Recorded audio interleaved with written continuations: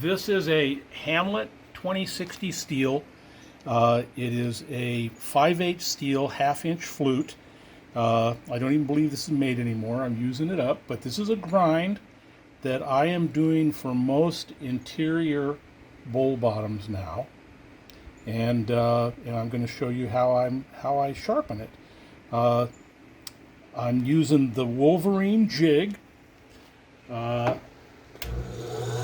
And I have it preset for this. It simply is done just like that, and I have a secondary bevel that makes it much more versatile when you're going around an inside curve. And that is done just like this. That is now